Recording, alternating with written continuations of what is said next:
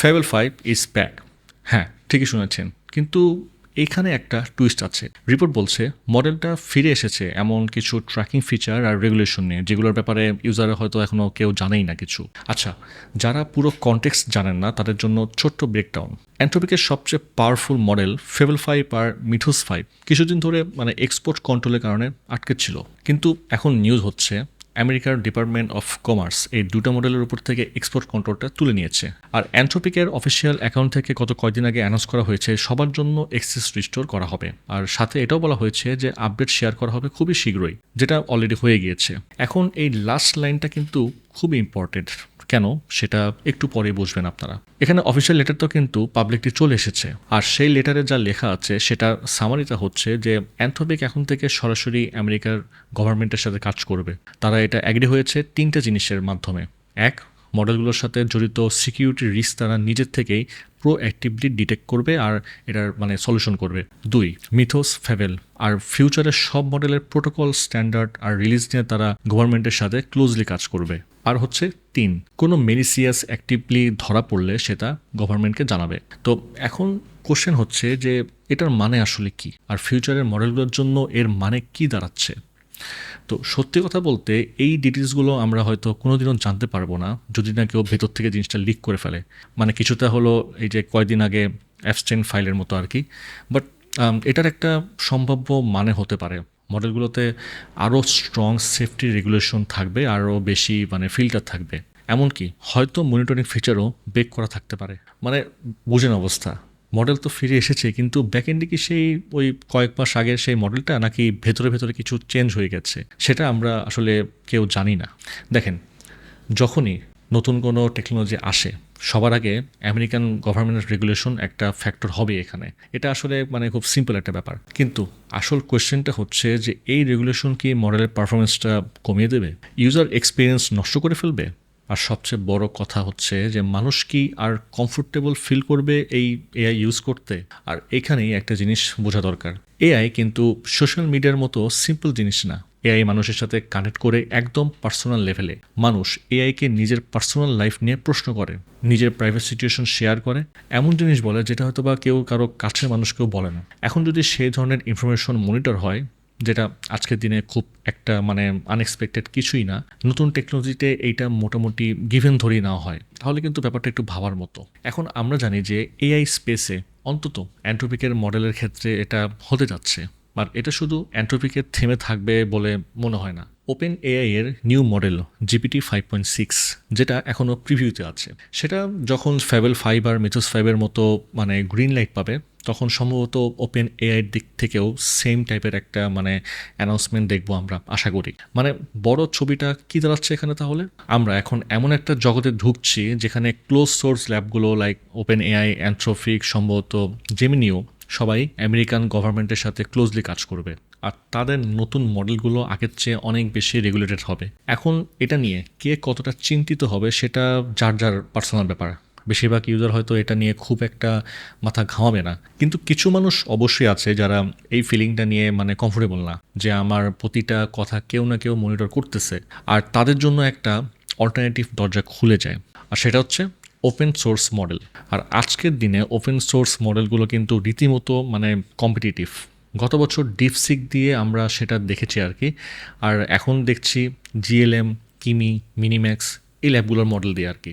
হ্যাঁ, এখানে একটা কিন্তু আছে, এগুলো চাইনিজ ল্যাবের মডেল, আর সেখানেও কনসার্ন আছে যে তারা হয়তো ডেটা কালেক্ট করে চাইনিজ গভর্নমেন্টের সাথে এটা শেয়ার করছে।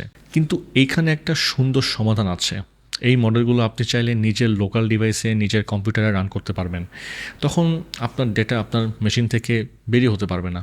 তো যারা প্রাইভেসি নিয়ে, তারপর রেগুলেশন নিয়ে, তারপর ডেটা মনিটরিং নিয়ে কনসার্ন, কালকে মডেল ফিরে আসলে এই জিনিসটা কিন্তু আপনারা সবসময় মাথায় রাখবেন। মডেল আমরা পাচ্ছি ঠিকই, কিন্তু এই ফিচারগুলো ব্যাকএন্ডে বেক করা থাকছে, আর কত ডিপ বেক করা সেটা লিক না হলে কিন্তু আমরা আসলে জানবই না। এখন এই ভিডিওটা রেকর্ড করার সময় আরেকটা জিনিস কিন্তু আমার চোখে পড়লো, যেটা আপনাদের সবার জানা দরকার বলে আমি মনে করি। কেউ একজন রিপোর্ট করছে যে অ্যান্থ্রোপিক নাকি ক্লাউড কোডের ভেতরে একটা হিডেন স্পাইডারওয়্যারের মতো কোড এমবেড করে রাখছিল, যেটা স্পেসিফিকলি চাইনিজ ইউজারদের টার্গেট করত। রিপোর্ট অনুযায়ী এই কোডটা প্রতিটা ইউজারের ইনফরমেশন যেমন টাইম জোন, প্রক্সি, এমনকি সম্ভাব্য এআই ল্যাব কানেকশন, এইসব ডেটা প্রম্পট মেসেজের ভেতরে ইনজেক্ট করে এমনভাবে পাঠাইতো যে চাইনিজ ইউজাররাও সেটা টের পেত না। এখন কেন চাইনিজ ইউজাররা এটা টার্গেট হলো? কারণটা মোটামুটি একটু ক্লিয়ার। কমপ্লেন আছে যে চাইনিজ ল্যাবগুলো অ্যান্ট্রোপিকের মডেল থেকে ডিস্টিল করে নিজেদের মডেল ট্রেন করছিল। আর ইন্টারেস্টিং ব্যাপার হচ্ছে যে টিমের একজন এটাও কনফার্ম করেছে, বলছে যে এই জিনিসটা আসলে মার্চ মাসেই লঞ্চ করা হয়েছিল, যেটা এতদিন কেউ আসলে খেয়াল করেনি যতক্ষণ না পর্যন্ত এই ব্যক্তি সেটা ধরে ফেলেছে আর কি। আর এটা টার্গেট ছিল নাকি আনঅথরাইজড রিসেলারদের অ্যাকাউন্টটা অ্যাবিউজ ঠেকানো আর ডিস্টিলেশন থেকে প্রোটেকশন। কিন্তু এখানে সবচেয়ে মজার আর একসাথে আইরনিক ব্যাপার হচ্ছে তারা বলছে যে এই ফিচারটা তারা রিমুভ করে দেবে। মানে এবারের রিলিজে এটা রোলব্যাক করা হয়েছে।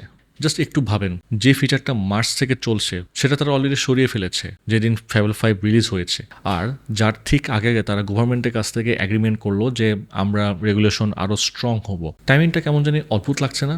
আর সবচেয়ে বড় প্রশ্ন হচ্ছে যদি এই কোডটা ধরাই না পড়তো তারা কি আসলে এটা মানে সরাই ফেলতো? জানি না ভাই, আমি জাস্ট মানে স্পেকুলেট করছি আর কি।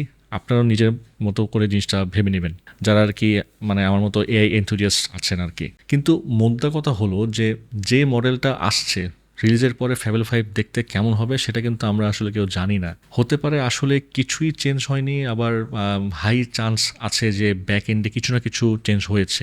Fable 5 রিলিজ হওয়ার পরে আমার কাছে মনে হচ্ছে যে আসলে হয়তো বা এর মধ্যে অনেক কিছু চেঞ্জ এসেছে, হয়তো এই টাইপের আরও কোড অর আরও ট্র্যাকিং। তো জাস্ট অ্যাওয়্যার থাকবেন আপনারা সবাই।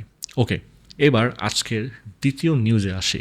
যদি এখনও আপনারা কেউ খেয়াল না করে থাকেন, অ্যান্থ্রোপিক কিন্তু অলরেডি নতুন একটা মডেল রিলিজ করেছে, সেটা হচ্ছে ক্লড সনেট 5। তারা ডিমান্ড করছে যে এটা এখন পর্যন্ত সবচেয়ে এজেন্টিক সনেট মডেল। এখন বেঞ্চমার্ক টেন্সমার্কে যাওয়ার আগে যারা টাইম নষ্ট করতে চান না তাদের জন্য এক লাইনের শর্ট সামারি আমি দিয়ে যাচ্ছি। এই মডেলটা কারেন্ট সনেটের চেয়ে বেটার, বাস এটুকুই। এটা কোনো গ্রাউন্ড ব্রেকিং মডেল না, এমন কিছু না যেটা আপনার মানে ওয়ার্কফ্লো চেঞ্জ করে দেবে। মানে হ্যাঁ, মানে সনেট 4.6 চেয়ে ভালো, কিন্তু দিন শেষে আপনি পাচ্ছেন একটা মিড টায়ার মানে পারফরমেন্স। এটা অপাস 4.8 লেভেলের জিনিস না, যদিও তাদের ক্লেম হলো যে অপাস 4.8 কাছাকাছি আর দামে একটু মানে চিপ। তো সনেট 5 আসলে কখন ইউজ করবেন আপনি? বেসিক টাস্কের জন্য। এটা এমন মডেল না যেটাকে আপনি কঠিন কিছু মানে ছুড়ে দিবেন বা লম্বা একটা ফরম্যাটের হেভি কোডিং করবেন এখানে। এটা মূলত একটু হাই লেভেলের কনভারসেশনাল কোডিং, তারপর হচ্ছে থিঙ্কিং বা প্রফেশনাল কাজের প্ল্যানিংয়ের জন্যই আর কি। পাওয়ার হাউস টাইপ মডেল এটা অ্যাকচুয়ালি না।